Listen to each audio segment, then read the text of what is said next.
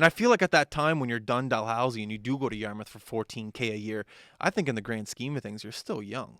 So even if you don't pursue it and you don't like it and you do want to do something else, it's fine. I always find when you're done university and people jump into that 9 to 5 that their mom and dad want you to take, it's kind of a dangerous route. I think it's time to take risk when you're done school. Well, it's not the grand scheme of things. I was young. I was 20 years old. Well, that's fine. And what it was, you can go to journalism school, and I certainly would advocate it to kids today. You kind of have to. But for me, I spent 5 years in Yarmouth doing things like funeral announcements, phone-in shows, news, weather, sports, live remotes, making mistake after mistake after mistake, but not trying to make them twice, right? And so for me, it was really education on the fly. And I came out of Yarmouth to the point where I wasn't afraid of anything for the rest of my life when it came to broadcast. I could be, every light in this studio could go down, your mic could go down, you could say, Bruce, could you fill 5 minutes? And because of that experience in Yarmouth, no problem.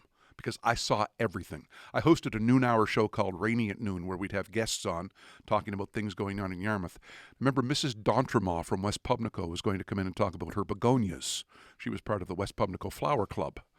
And she called me 5 minutes before the show to tell her that Claude, the guy that she had been hoping would ask her out for lunch, did, and that she wasn't driving to Yarmouth. She was going to lunch with Claude down the road. They eventually married, by the way, which is a nice story. I've got an hour to fill. Right? She's not coming in. Yeah. We're not talking begonias. I still got to go on the air. Yeah. That sort of stuff teaches you to work in callers, open phone lines, segue from one thing to another, and just fill time.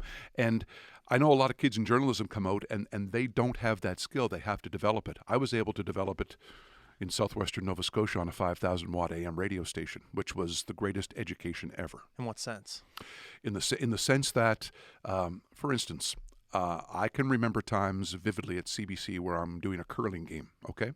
Curling game ends 5 minutes early. Mm-hmm. CBC has a choice. Do you go to already scheduled programming? Do you try to run a few ads? How do you fill that 5? And the producer will say to me, can you fill 3 of that on your own? Yep. But how long of notice do you have before you go, okay, I have to fill 3 minutes 30 in? seconds. So what's running through your head in that 30 seconds? How do I fill 3 minutes? Are you looking around you for people to talk to? No, you're thinking, what just happened in the game? What am I going to ask my analysts? What highlights can I ask for to recap the game? What's the storyline going forward? Who do they play next? What's that matchup like? All of this starts firing in your computer, right? Your brain. And it's totally because of that time in Yarmouth where I had to dance every single day to get into and out of messes. I had a real mentor of mine was a guy named Lou LeBlanc, who used to work at Country 101 Radio here in Halifax. He was a guy that took me under his wing early. I remember a metaphor he used. He said, the best broadcasters in the world can climb a tree, get totally stuck, be in a mess, and find a way to get back down without the audience knowing they were ever in trouble. And if you think about that, as we sit here and talk, as you start to ad-lib, you can go down a road that I wish I didn't get to, but then you work your way back, you find your way back. And that was the skill I developed in Yarmouth because I was always climbing up a tree and getting in a mess. And the key was get back down and make sure the audience knows you were never up there scrambling. I'm going to give you a little history about me in this show here. So before Mark got here, I was in charge of all these cameras, the audio, everything being recorded. I'm not going to tell you how many times we started the show and it wasn't recording, but luckily the audio was recording from the cameras. But I had a problem with, let's say you and I are talking right now. In the back of my head, I'm kind of listening, kind of not listening, but in the back of my head, I'm thinking, are these cameras running? Are the audio going? Is everything set? Is everything recording? And I feel that was a little bit of training for me because this is episode 291, but for the first 200 episodes, I'm paying attention, I'm listening, but I'm also having to think in the back of my head, is everything set? Is everything ready? And it was almost like a paranoia in the back of my head. And that, I'm not saying trained me, but it gave me a little bit of sense of confidence now that Mark is here and everything's running smoothly to allow me to listen a little bit more and allow me to engage a little bit more. And I feel like that might have been a little bit of training for me. Well, I'll tell you, I'm glad you mentioned the word listen because I've had the privilege through the years of going to talk to a lot of journalism classes and school kids. And they always ask, what's the key to an interview, And the biggest key beyond anything else is to listen, right? I have been around people who have 5 questions on a list, and they are going to ask those 5 questions in that order no matter what happens. So if the first question is, how were you able to balance the budget? And the answer comes back, well, we were able to take some money from here and move it to there, plus my grandmother was killed last night. If your next question is, what about the money from the nurses union? Then you're not listening, right?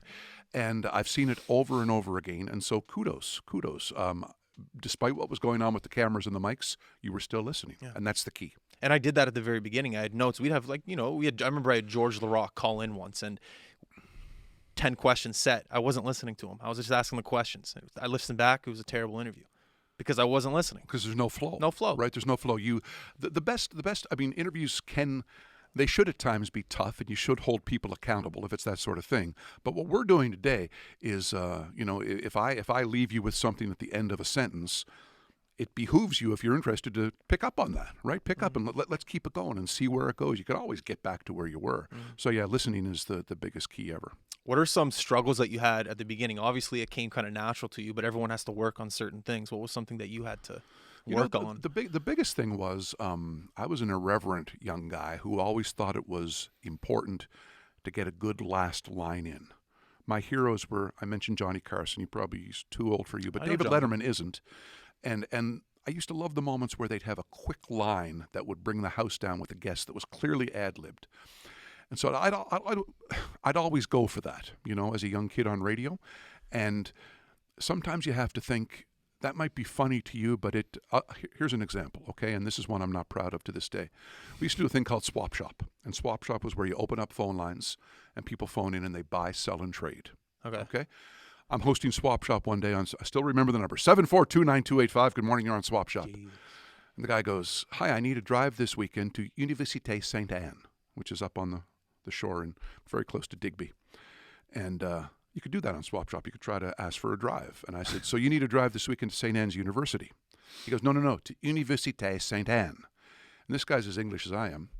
And I said, right, to St. Anne's University. And he goes, no, to Université Sainte-Anne with an accent aigu. And I go, okay, I understand, but it's St. Anne's University. He goes, haven't you heard of French immersion? And I said, I have, but I just don't think we hold them under long enough. Okay? So that was my line, all right?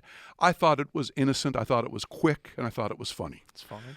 It's not fine because the biggest part of our listening audience up through to Digby is the French shore of Clare, Matagan, Mavalette, Saulnieville. And my little glib quip, which I thought was cute and funny, that could be offensive to some. And so that's what I was doing too much as a kid. And I remember my boss called me in, could have fired me, didn't, said, that was a good line, but think about it. Like, if you're going to hurt someone or you're going to cause someone to be offended, you're essentially saying hold French people underwater there. I said, I'm not really. But he said, yes, you are. He said, just don't be a dink.